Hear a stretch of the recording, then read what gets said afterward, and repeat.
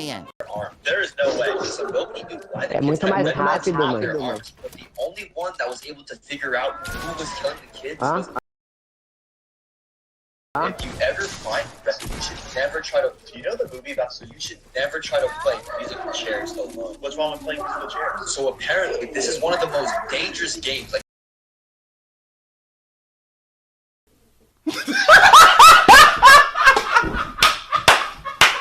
People advise others to never even try this, but all you have to do to play is have a match, a chair, and a recording of the song "Tiptoe Through the Tulips." Like, you know that super creepy song? I absolutely hate.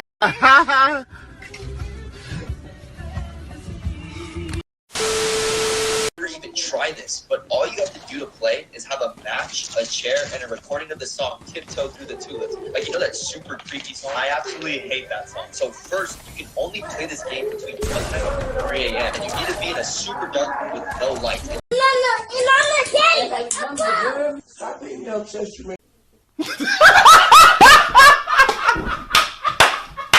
You need to close the door, and then you put the chair in the middle of the room, and you hold a match in your hand, but you don't light it yet, okay? Then you start the recording of "Tiptoe Through the Tulips," and you walk around the chair 6 times, super slow, and if the music stops, you sit down as fast as possible.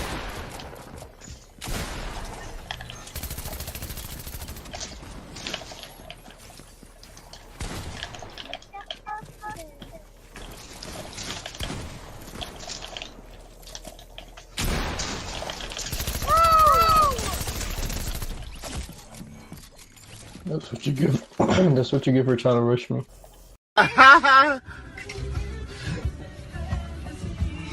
Me personally, I wouldn't take this level of disrespect.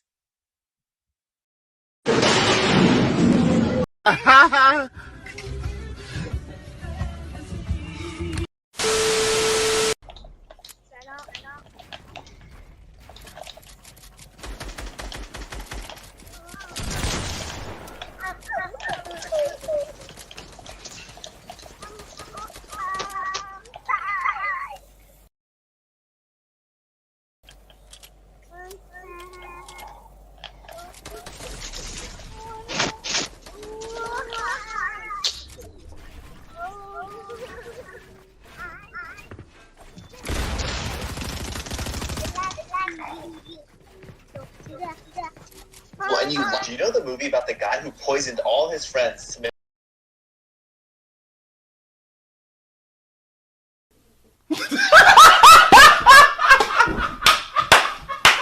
them better people? How would poisoning make them better? So the movie starts out with this guy named Jake Foley, and he just found out he has terminal cancer. And Jake is a really wealthy guy. Like, he made a lot of money from being a professional poker player. And the reason why he was so good at poker was because every time when he was younger as a kid, he would always play poker with his.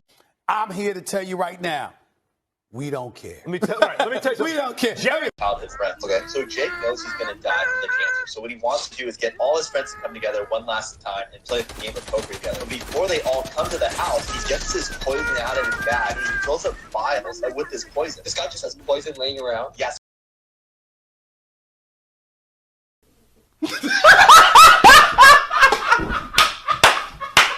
He has his friend that's a lawyer invite all his friends to come to the house. So his first friend is named Mikey, and he has an issue with alcohol. And his other friend named Alex is actually having an affair with Jake's wife. Wait, Jake's friend is having an affair with Jake.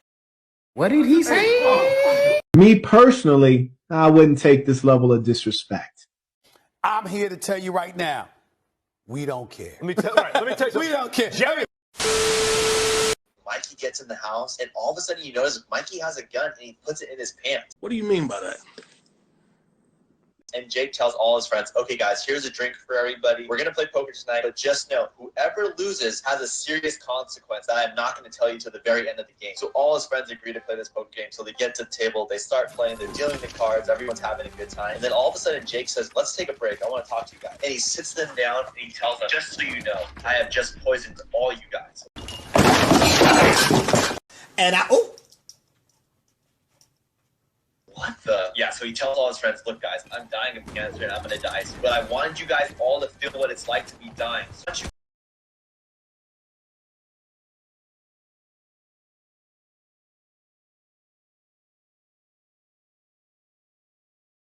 you guys to do is all come clean about the things that you're doing wrong in your life. You basically trying to tell them, you guys all have to be honest in this moment right now and come clean. Do you know the movie about the guy who poisoned all his, you know the crazy Ninja Turtle theory on why each turtle uses the weapon they use? No. So there was a Reddit post like, there's a crazy Wednesday theory that Principal Weems isn't actually dead. We saw her dead on the ground though. Yeah, so I saw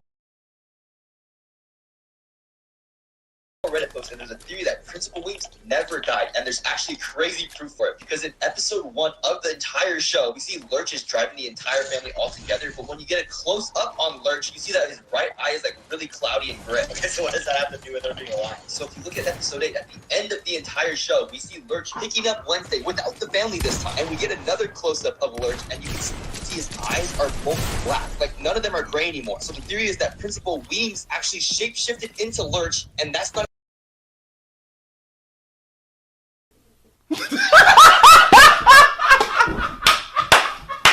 actually Lurch in the car with Wednesday. And the actress that plays Principal Weems even said, we haven't seen her get put in the ground yet, showing that she's still alive. It is weird how the whole family went to drop off Wednesday, but when it comes to picking her up, they just are not there. That's kind of weird. There's a crazy Wednesday. Did you hear how the creator of Uno, the card game, has actually changed the rules of the game? What did they change? You know when you get a draw 2 card and you put it down, and then the next person puts down a draw 2 card, and then the third person has to draw 4 cards. So they just changed the ruling on that. What do you mean they changed the rules? So now when you put down a draw 2 card, the next person cannot put down a draw 2 card. They just have to take 2 new cards from the deck. You can no longer stack draw 2 cards. Okay, that rule sounds lame. Yes, the new rule is when someone puts down a draw 2 card, the next person can put down a skip card as long as it's the same color as the draw 2 card, and then the next person has to draw 2 cards. Dude, how are they going to change the rules like 20 years? Hear how the so do you know the true story about a guy that got stuck in the deadliest prison in the world? No.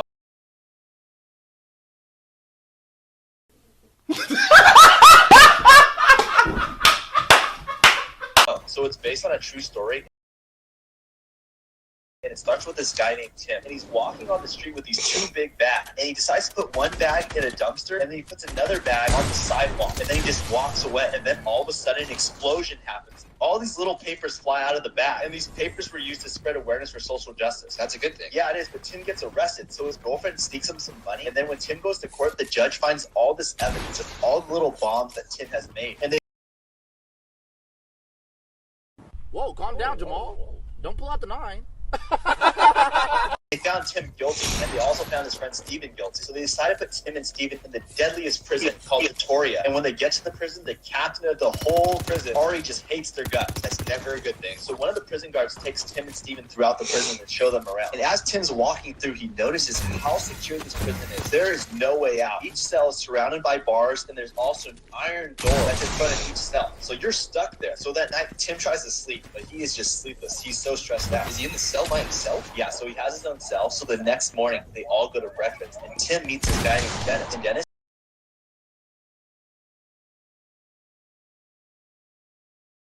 tries to explain to Tim how all the prisoners are different. So the prisoners that wear blue shirts are actually murderers, and the prisoners What did he say? that wear gray shirts were actually just prisoners because of small crime.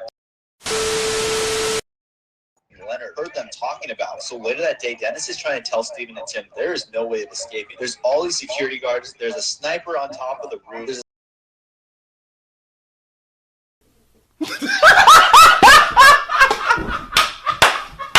a sniper on top of the wall.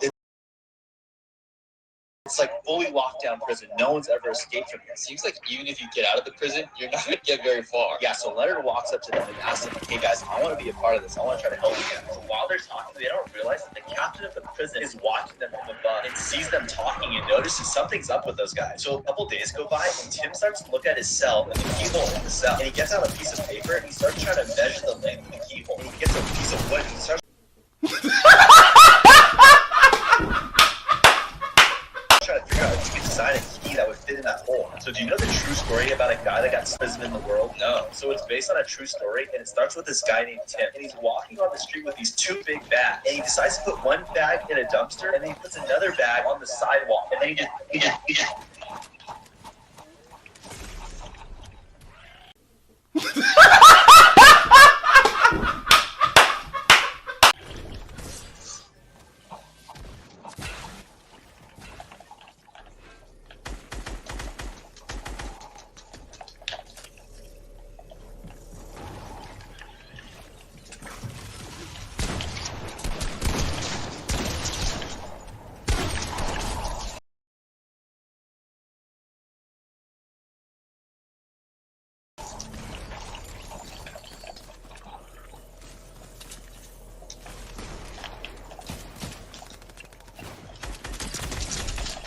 Whoa, calm down, Jamal.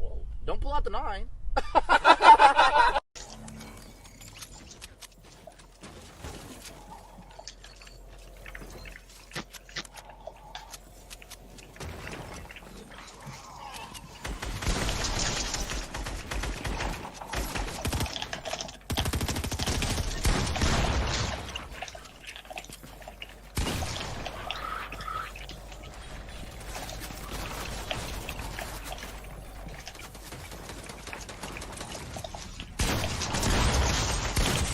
Water,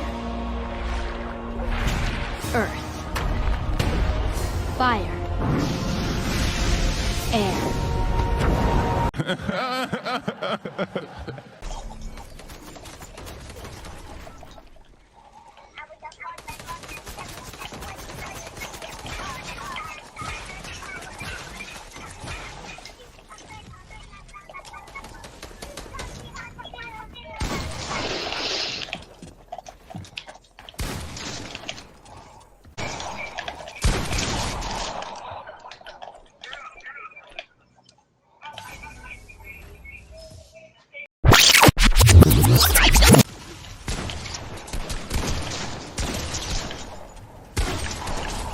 How? How? How? I don't know.